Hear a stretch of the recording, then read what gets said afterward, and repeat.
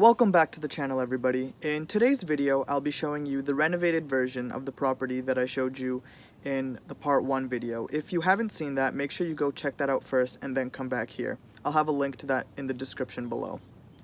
So instead of walking you guys through the property like I did the first time, I'm just going to roll the footage and show you guys what we did. Cue footage here.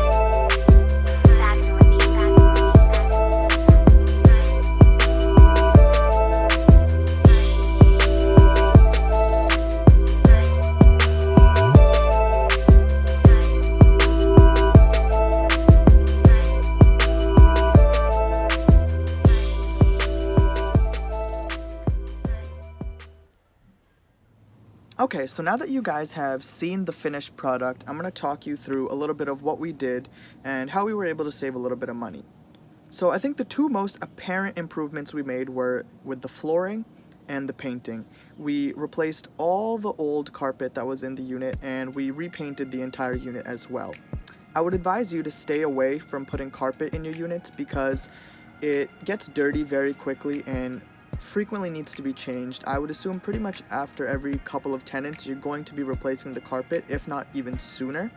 I would recommend going with a laminate floor, one that is durable and of quality, but nothing that's too expensive. I would also advise staying away from the cheaper flooring, things that are like 99 cents or less, because those will not be very durable and will not be of good quality. I would advise you to stay right around in the middle, somewhere around $1 and maybe 20 cents to $1.50 a square foot. When it comes to painting, I would advise you to pick neutral colors. Don't pick something that's trendy. I know these days gray is very in fashion, but if you paint your units gray, there's a good chance that somewhere in the near future that is not going to be in fashion anymore and will look odd. You can't really go wrong with a nice beige or something that's kind of off-white.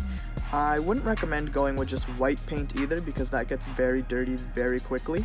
We typically put the same flooring and we do the same paint color in all our units just because it keeps it simple and it keeps it easy to do. We already know what we need. We just go pick it up and that's that.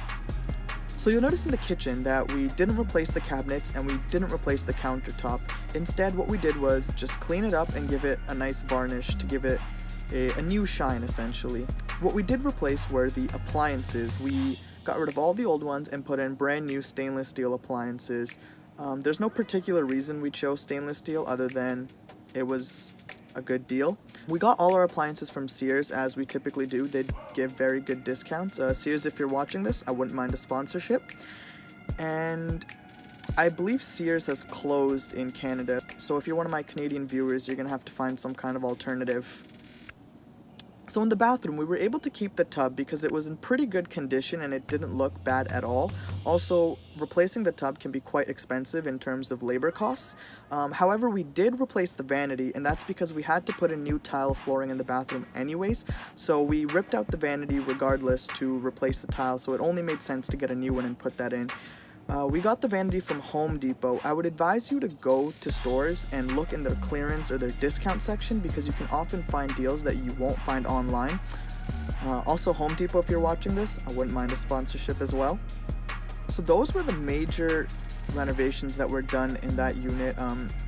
Aside from those things, we also changed all the molding throughout the entire unit, and we also changed all the light switches and the outlets. Previously, you would have seen there was these yellow light switches. They didn't look very good. They looked old, so we went ahead and put in brand new white ones. We also decided to leave all the doors the same because there wasn't really anything wrong with those.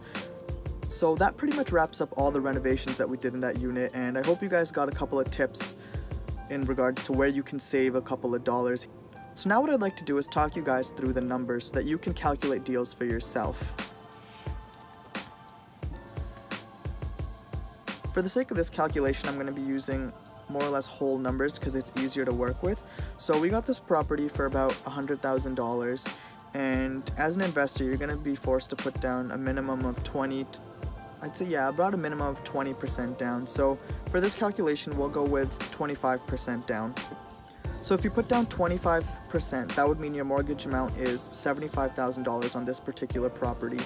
The interest rate that you'll pay for an investment is slightly higher than you would your primary residence. So for the sake of this calculation, I put the interest rate at 5% over 30 years. So that would mean your monthly payment would be $400.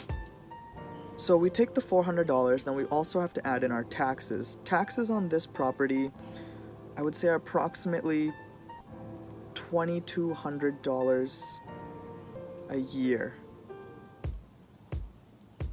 I'm just going to check that real quick to make sure. Yeah, so taxes for this property are $2,200 a year. So we'll take the 22 and we will divide that by 12 to see how much we're going to pay a month. So taxes are going to cost us about $185. So we'll add the 185 to our 400, and that is $585. Then we also have to account for the condo fee. I believe for this particular unit, the condo fee is about $300, so we'll go ahead and add that onto there.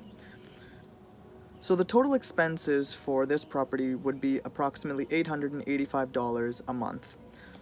So if you were evaluating this deal before you went ahead and bought it, the next thing you'd want to know is how much you can rent this out for. This unit's currently rented out for, I believe, $1,150. So what we would do is take our $1,150 and subtract the $885 for expenses, and that leaves us a total of $265. So that $265 is what we can put in our pocket every month. Now we go ahead and take that number and we're going to multiply by 12 to see what our yearly net would be. So yearly we'd make approximately $3,180. So we'll leave that number as it is, we won't round. So initially I said we would put 25% down, which would mean we put $25,000 down. Then we also have to add the money that we spent on repairing the unit and the renovations. Materials and labor included, the repairs were approximately $10,000. So we'll add the 10 to the existing 25, which gives us a total of $35,000. So we take our $3,180 and we divide by $35,000. Again, that's the number that we put down. We're going to take that decimal that we get and multiply by 100 to get a percentage. So when we do that, we get approximately 9%. So your cash on cash return in this deal would be 9%. So that 9% is also not including any kind of appreciation we'll see in this property over time, and it doesn't account for the fact that we're also paying down the principal. So over time, as the property gets paid off, our income will increase because we don't have to pay the mortgage anymore. So that concludes today's video. I hope you all enjoyed it. If you did, please go ahead and hit the thumbs up button. If you want to see more of this type of content, go ahead and subscribe to the channel. And if you have any questions, feel free to DM me on Instagram. Thank you all for watching.